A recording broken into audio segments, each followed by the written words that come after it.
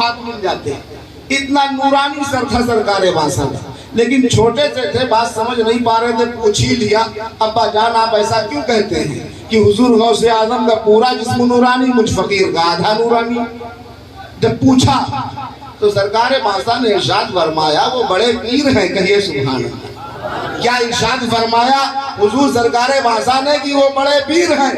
لیکن پھر انہوں نے پوچھا کہ حضور مگر جسم سے تو پوری چادر آپ کے نکلی. جب 3 مرتبہ دہرایا تو سرکار باسا نے ارشاد فرمایا میاں غلام دوست محمد, ادب بھی کوئی چیز تو ہے, میں از روئے ادب نہیں کہہ پا رہا ہوں کہ میرا بھی جسم پورا نورانی ہے.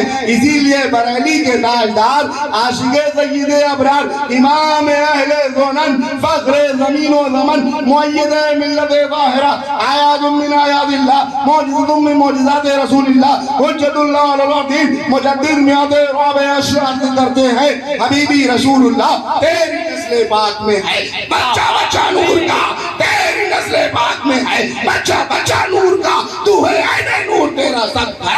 واہ واہ, نعرہ تکبیر, نعرہ رسالت, خاندان مصطفیٰ, خاندان مصطفیٰ, تو ہے عین نور تیرا سب گھرانہ نور کا.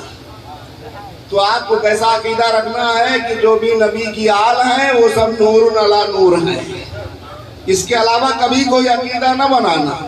تقریر کا مقصد یہی ہوتا ہے کہ آپ جو سنیں اپنے علماء اہل سنت سے, پھر اس کو دل میں بٹھا لیں. دنیا کا کوئی مولوی کچھ بھی چیختا چلاتا رہے, کبھی اس کی بات مت سنیے, اس لیے کہ سرکار باسا ایسے نور علی نور ہیں کہ امام اہل سنت نے فرمایا تیری نسل پاک میں ہے بچہ بچہ نور کا, تو ہے عین نور تیرا سب گھرانہ نور کا.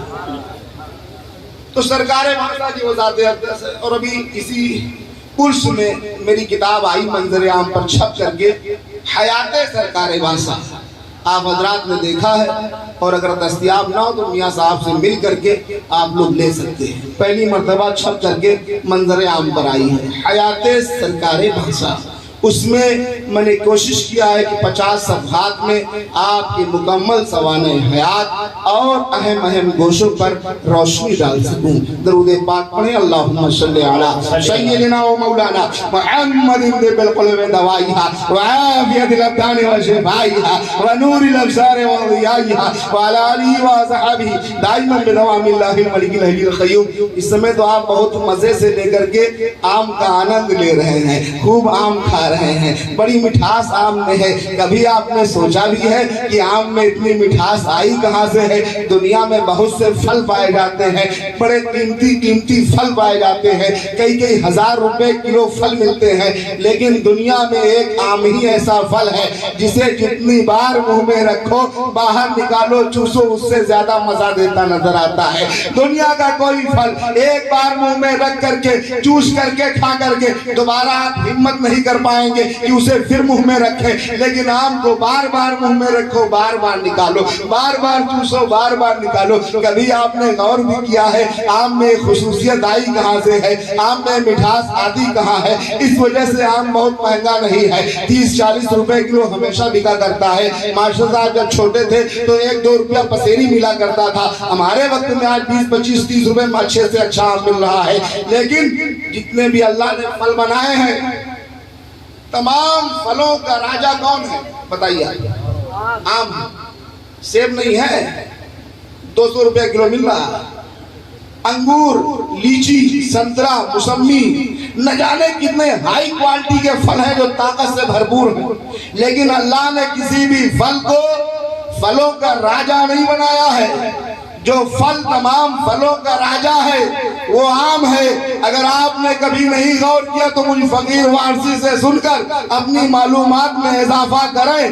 آم اس وجہ سے تمام پھلوں کا راجہ ہے کیونکہ آم میں اللہ کی الف ہے اور محمد کی میم ہے. تو جس پھل میں اللہ کی الف اور محمد کی میم مل جاتی ہے وہ پھل پھلوں کا راجہ ہوا کرتا ہے. اور جس بزرگ پر اللہ کا فیضان ہوتا ہے, مصطفیٰ کی عطا ہوتا ہے, وہ ہند کا خواجہ ہوا کرتا ہے. آم کو جتنا چوسو, جتنی بار منہ میں ڈالو, وہ تم کو مزہ دیتا ہی رہے گا. اس وجہ سے اللہ نے عام میں وہ مزہ رکھا ہے کیونکہ عام میں اللہ کی الف ہے, محمد کی میم ہے. یہ عام میں مزہ کہاں سے آ رہا ہے؟ اللہ کی الف سے آ رہا ہے اور محمد کی میم سے. واہ واہ شاباش. تو جس پھل میں اللہ کی الف اور محمد کی میم مل جائے وہ پھل پھلوں کا راجہ ہوتا ہے. اور جس ولی پر خدا کا فیضان ہو, مصطفیٰ کی عطا, وہ ہند کا خواجہ ہوا کرتا ہے. اچھا دیکھیں, حالات بہت کشیدہ ہیں. حالات حاضرہ پر میں کیا کہوں, آپ اس سے زیادہ جانتے ہیں. اخبار, ٹیلی ویژن سب آپ لوگوں کے پاس میسر ہے. میرے پاس ٹیلی ویژن بھی نہیں, ریڈیو بھی نہیں, یہ موبائل چھوٹا سا ہے, دیکھا کرتا ہوں, اخبار پڑھا کرتا ہوں. لیکن میں آپ کو ایک لمحہ فکریہ دینا چاہوں گا ماٹر صاحب. حالات کتنے بھی ناگوار ہو جائیں, آپ کو گھبرانا نہیں ہے. آپ کو گھبرانا نہیں ہے. کٹھنائیاں آئیں گی, پریشانیاں آئیں گی, دقتیں آئیں گی, مصیبتیں آئیں گی, لیکن آپ کو گھبرانا نہیں ہے. اس وجہ سے کہ آپ کی پشت پناہی کرنے کے لیے رسول اللہ نے خواجہ معین الدین کو ہندوستان میں بھیجا. کس نے بھیجا ہے؟ رسول خدا نے بھیجا ہے.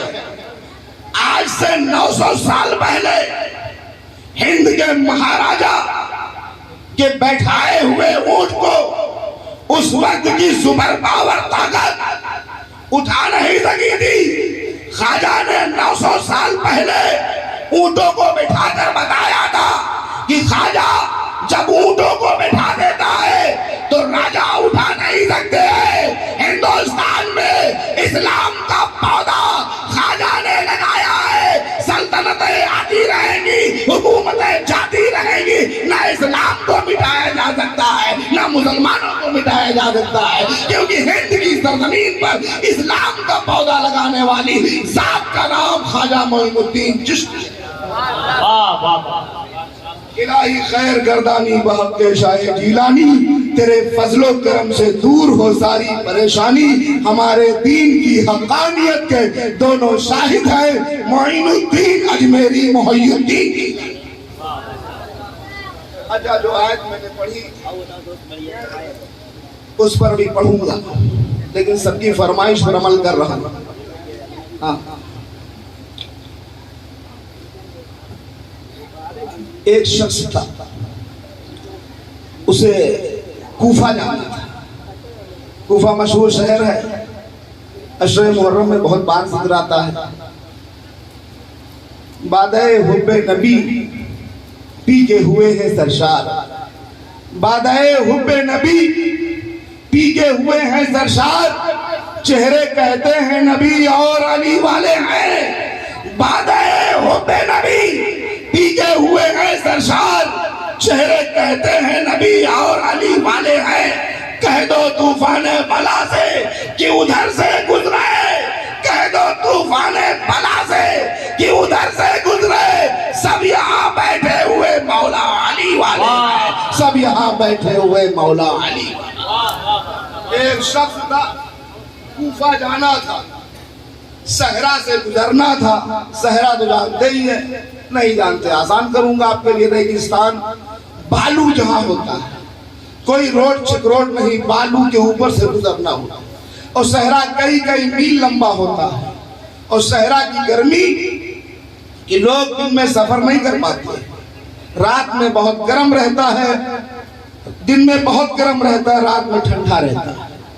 وہ آدمی چلا کھانا پانی لے کر کے, لیکن راستہ بھول گیا.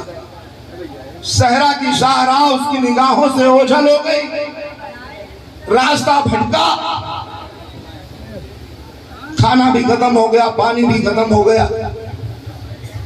چلتا رہا جہاں تک طاقت نے ساتھ دیا. نعرہ تکبیر, نعرہ رسالت, نعرہ رسالت, نعرہ رسالت.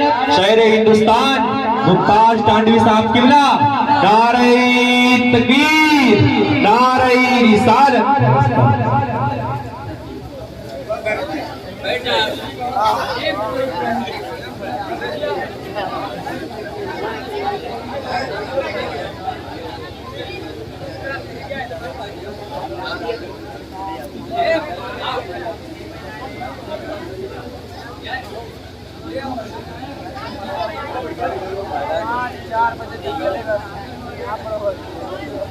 بیٹھ جاؤ نا.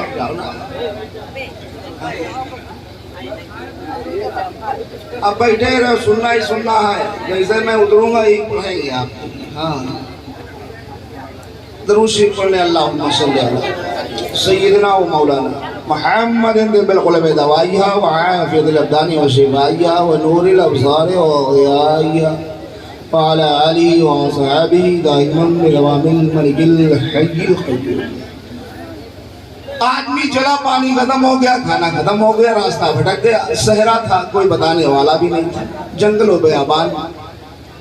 مت بناؤ تصویر یار, روز تو دیکھتے ہو, تمہاری وہاں تو رہتا ہوں میں زید پور میں.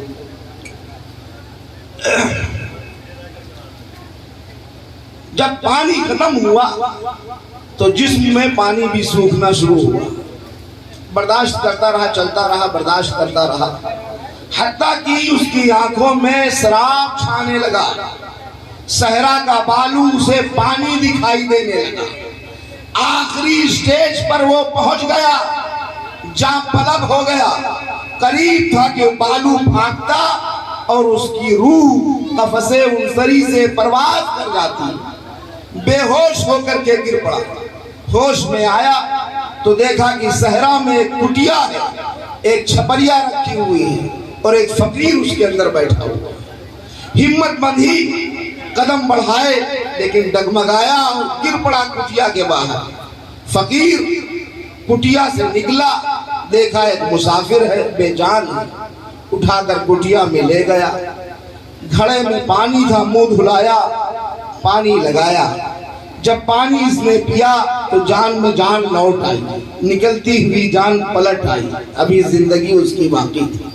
ہوش میں جب آیا تو دیکھا کہ ایک کٹیا میں ہوں. کہا بابا آج 3 دن سے میں صحرا عبور کرنا چاہتا ہوں لیکن نکل نہیں پا رہا.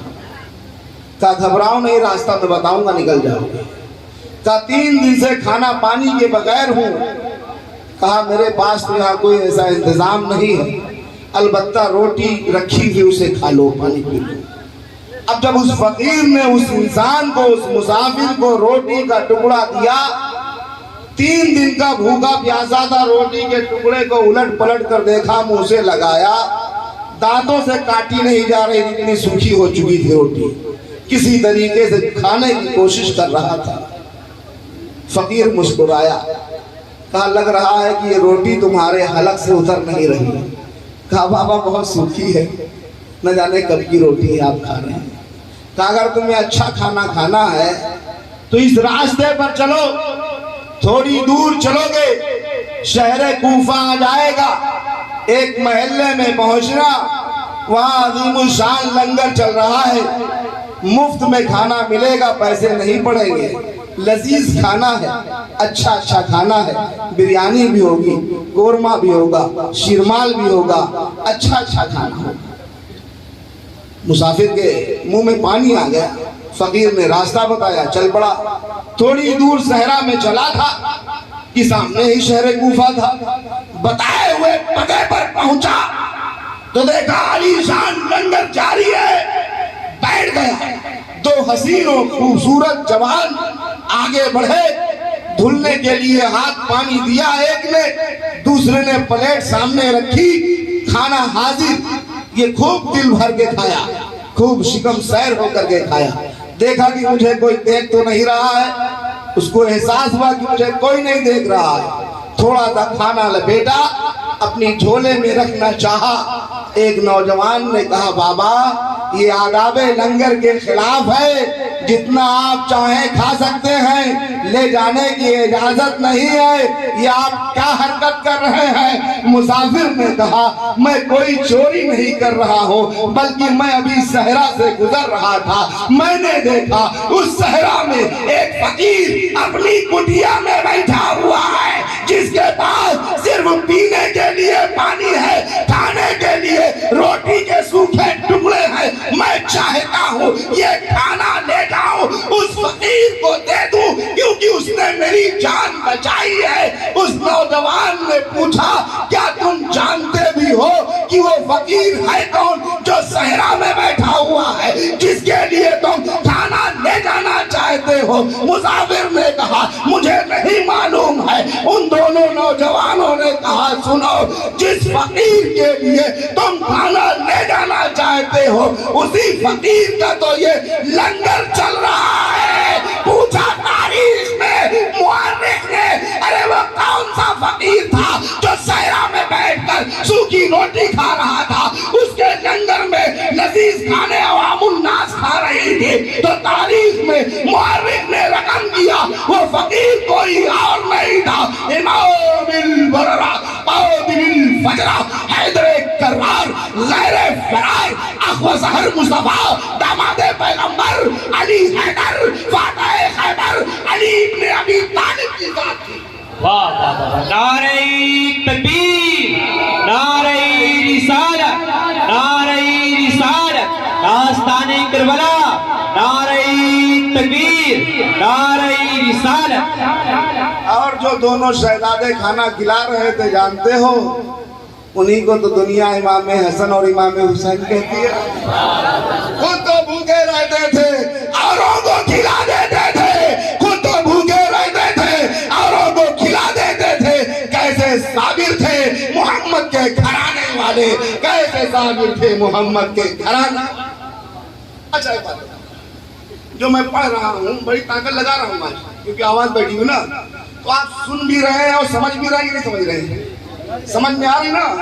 ایسا تو نہیں کہ بھینس کے آگے بین باجے بھینس کڑی پکڑا ہے، ایسا نہیں ہونا چاہیے۔ ہاں آئے جو میں نے پڑھی، اور تمہارے پروردگار کا فرمان اس کے سوا کسی کی عبادت نہ کرو اور اپنے ماں باپ کے ساتھ بھلائی کرو۔ دنیا میں اس کائنات ارض میں اللہ نے جو کچھ بھی تخلیق فرمایا، اس کی تخلیق کردہ اشیاء میں سب سے افضل ترین شے کا نام انسان ہے، اور انسان کے جسم میں سب سے افضل ترین دو ہی چیزیں ہیں، ایک سر ہے اور ایک دل ہے۔ کیا ہے؟ ایک سر ہے اور ایک دل ہے۔ ہاتھ کٹ جائے آپ مرنے والے نہیں ہیں، پیر کٹ جائے آپ مرنے والے نہیں ہیں، آنکھ پھوٹ جائے آپ مرنے والے نہیں ہیں، دانت ختم ہو جائے، کان کٹ جائے کوئی فرق نہیں پڑتا، لیکن اگر دل بیٹھ جائے انسان مردہ ہو جاتا ہے، دماغ خراب ہو جائے انسان بیکار ہو جاتا ہے۔ تو کائنات ارض میں جتنی بھی اللہ کی تخلیق کردہ اشیاء ہیں، ان اشیاء میں سب سے افضل انسان ہے، اور انسان کے جسم میں دو ہی چیز سب سے افضل ہے، ایک سر ہے ایک دل ہے، اور پورے ورلڈ میں پوری کائنات میں دو ہی ہستیاں سب سے عظیم ہیں، ایک خدا کی ذات ہے، اس کے بعد ایک مصطفیٰ کی ذات ہے۔ ارے ابتدا سے پہلے، ہر انتہا کے بعد، ہر ابتدا سے پہلے، ہر انتہا کے بعد ذات نبی بلند ہے، ذات خدا کے بعد۔ اور دنیا میں احترام کے قابل ہیں جتنے لوگ، دنیا میں احترام کے قابل ہیں جتنے لوگ، میں سب کو مانتا ہوں مگر مصطفیٰ کے بعد، میں سب کو مانتا ہوں مگر مصطفیٰ کے بعد۔ تو دو ہی چیز ہیں، دل اور ایک سر، دو ہی ذات سب سے عظیم ہیں، ایک خدا کی ذات اس کے بعد مصطفیٰ کی ذات۔ تو اب یہ سر آپ کو کہاں جھکانا ہے؟ خدا کے حضور میں جھکانا ہے۔ کہاں جھکانا ہے؟ خدا کے حضور میں جھکانا ہے، مسجد میں پہنچ کر کے جھکانا ہے، اور یہ دل تمہیں بارگاہ مصطفیٰ میں بچھانا ہے۔ یہ سر نماز کے لیے جھکایا کرو، اور یہ دل بارگاہ مصطفیٰ میں درود و سلام پڑھنے کے لیے بچھایا کرو۔ ابھی میرے شاگرد رشید عزیزم آپ کونین سلم بہت اچھا ان کو یاد ہے قرآن عظیم۔ جب ان کی دستار بندی ہوئی تھی تو بانسا شریف میں سب سے پہلے انہوں نے سنایا تھا۔ ابھی مجھ سے کہہ رہے تھے کہ حضرت ایک بات پڑھنی ہے، اب ان کی بھی بات پر عمل کروں گا۔ بھیا غیر طبقے کے جو لوگ ہیں نا، اہل سنت کے علاوہ جو ہے، سنی کے علاوہ، جو کہتے ہیں کہ سلام یہ کہاں سے لکھا کھڑا ہو کر کے پڑھنا وغیرہ، ان کو بتا دیجئے کہ کتاب کا نام ہے فیصلہ ہفت مسئلہ، فقیر کے پاس موجود ہے، اور अकाबिर देवबंद के पीरो मुर्शिद हाजी इमदादुल्लाह मुहाजिर मक्की नव्वरल्लाह मरकदहू व ज़रीअहू ने तहरीर फरमाया फैसला हफ्त मसला में कि मशरब फकीर का ये है कि मैं खुद हर साल अपने घर पर महफिले मिलाद मुनक्किद करता हूँ और खड़े होकर सलातो सलाम करता हूँ।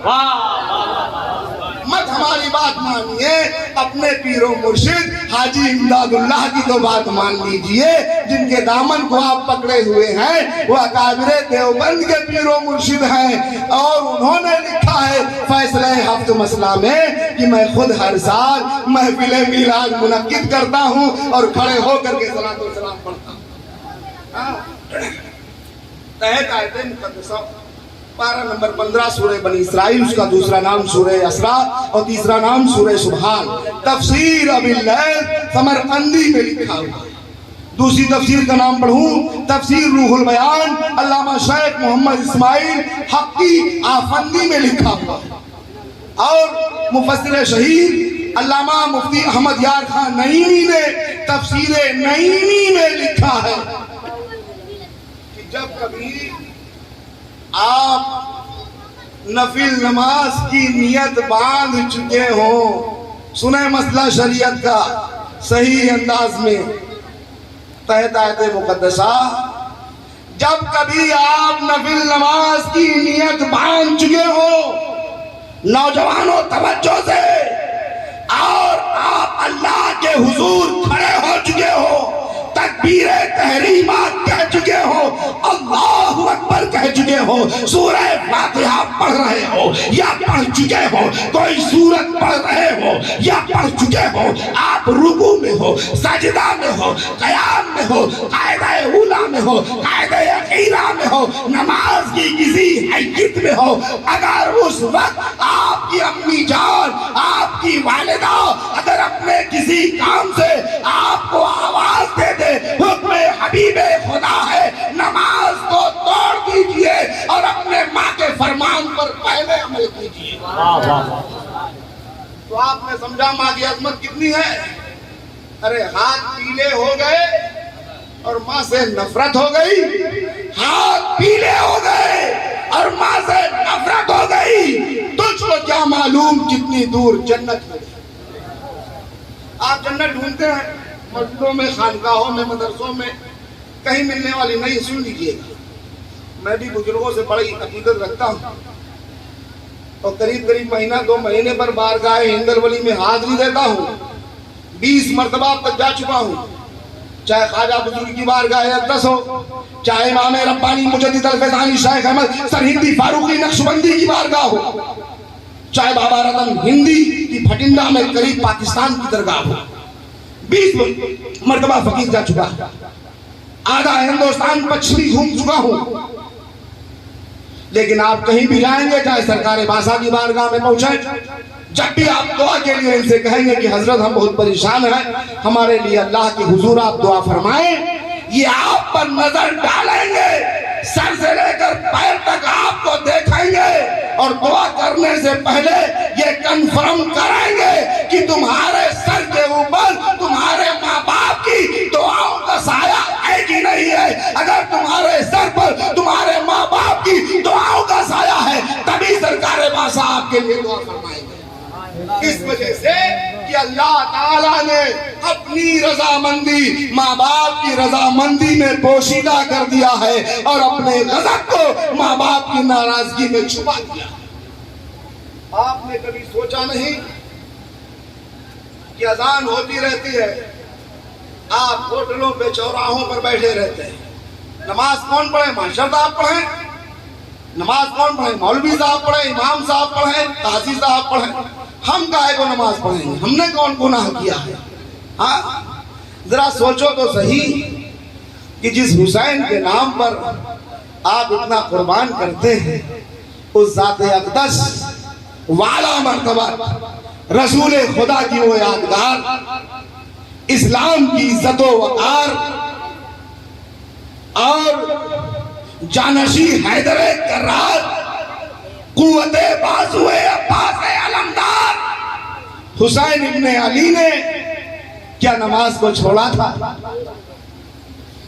3 دن کی پیاس تھی، خنجر حلق پر تھا، امام عالی مقام علی جدہ وعلیہ السلام نے نماز کو آخری وقت میں بھی ادا فرمایا کہ یہ سبحان اللہ۔ حسین کا نام جب بھی آ جایا کرے آپ کے چہرے پر جذبات کا ابھرنا بہت ضروری ہے کہ حسین شجاعت کا دوسرا نام ہی حسین ہے، بہادری کا دوسرا نام ہی حسین ہے۔ ذرا سوچو تو صحیح، تپتا ہوا صحرا تھا، وطن سے بے وطن تھے، مظلوم تھے، غریب الوطن تھے، عباس کے بازو کاٹے جا چکے تھے، اصغر بے شیر کے حلقوم میں تیر پیوست کیا جا چکا تھا، قاسم کی جوانی لوٹی جا چکی تھی، علی اکبر کا شباب پامال کیا جا چکا تھا، اون و محمد کو خاک و خون میں غلطہ کیا جا چکا تھا، آپ کے احبہ اقربا کو آپ کی نگاہوں کے سامنے شربت شہادت پلایا جا چکا تھا، آخری ذات امام حسین کی کربلا میں باقی بچی تھی۔ خود امام حسین کو اس بات کا مکمل اندازہ تھا کہ میری شہادت کے بعد دشمن میرے خیموں کو جلا دیں گے، عفت مآب رسول خدا کی بیٹیوں کے سروں سے چادر تطہیر کو کھینچ لیں گے، وطن سے بے وطن کر دیں گے، زین العبا کے پیروں میں بیڑیاں ڈال دی جائیں گی۔ ان خطرات کے باوجود بھی علی کا شیر نر، حیدر کرار کا جانشی، امام علی مقام علی جدہ وعلیہ السلام نے ذوالجناح پر بیٹھ کر کے ذوالفقار حیدری کے دستے پر اپنی گرفت کو مضبوط کر ہی دیا، دشمن انگشت بدندہ رہ گیا، دشمن یہ سمجھ رہا تھا عباس کے بازو کٹ گئے ہیں، حسین کمزور ہو چکا ہے، علی اکبر شہادت پا چکے ہیں، حسین نڈھال ہو گیا، بھوکا ہے حسین، پیاسا ہے حسین، حملہ کر دو، کام تمام کر دو۔ شیر خدا کے شیر نے تپتے ہوئے صحرا پر ذوالفقار حیدری اپنے بابا علی مرتضیٰ کی مشہور عالم تلوار کے دستے پر اپنی گرفت کو مضبوط کیا، ایسا لگا کہ آج ذوالفقار پھر علی حیدر کے نرغے میں ہے، علی حیدر کے قبضے میں ہے، کیونکہ کل کا جمال جزو کے چہرے سے ہے آیا، کل کا جمال جزو کے چہرے سے ہے آیا۔ گھوڑے پہ ہے حسین، نظارہ علی کا ہے، گھوڑے پہ ہے حسین، نظارہ علی کا۔ نعرہ تکبیر، نعرہ تکبیر، نعرہ رسالت، نعرہ رسالت، جشن عید میلاد النبی، نعرہ رسالت۔ کل کا جمال جزو کے چہرے سے ہے آیا، گھوڑے پہ ہے حسین، نظارہ علی کا ہے۔ دشمن تھرا گئے، محسوس ہوا کہ علی حیدر آ گئے۔ شیر خدا کے شیر نے آنکھیں بند کیا، کفاروں نے چاروں طرف سے گھیرا، ظالموں نے حملہ کرنا چاہا۔ علی کے شیر نے بھی اندازہ کیا شربت شہادت تو پینا ہی ہے، اس سے پہلے کیوں نہ میں ظالموں کو ذوالفقار حیدری کے جوہر دکھا جاؤں دنیا سے جاتے جاتے۔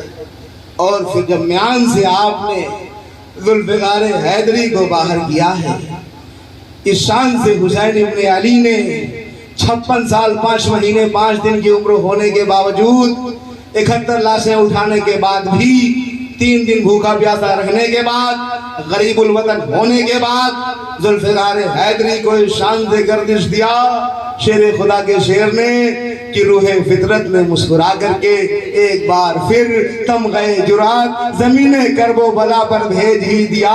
شاہ مرداں شیر یزداں قوت پروردگار، شاہ مرداں شیر یزداں قوت پروردگار، لا فدا الا علی، لا سیف الا ذوالفقار۔ پھر علی حیدر کے شیر نے اس شان سے ذوالفقار حیدری چلائی کہ دشمنوں کے ہوش اڑ گئے، ادھر چاہا کاٹ کر رکھ دیا۔ جس طریقے سے بنیا اپنی دکان پر گاجر اور مولی کاٹتا ہے، جہاں سے چاہتا وہیں سے کاٹتا، علی کے شیر نے ویسے ہی کاٹا۔ یہ کوئی مبالغہ تھوڑے نہیں ہے، اس میں تفضیل کے کوئی سیغے نہیں کروان رہا ہوں، حقیقت پڑھ رہا ہوں۔ علی حیدر کے شیر نرم ہے، جہاں سے چاہا دشمنوں کا صفایا کیا، میمنہ میں گھسے صاف کر دیا، میسرہ پر پہنچے کاٹ کے رکھ دیا، قلب لشکر میں گئے چیر کر کے رکھ دیا۔ اور اس شان سے ذوالفقار چلتی رہی کہ چلی شاہدی کی غرض ذوالفقار، نہ پیدل رہا سامنے نہ سوار، دیے رن کو پلٹے کئی دم بدم، شجاعت میں بھی آ کے چومے قدم۔ سنو اس دلاور کی یہ شان ہے کہ رستم کی بھی روح قربان ہے۔ لیکن اذان کی آواز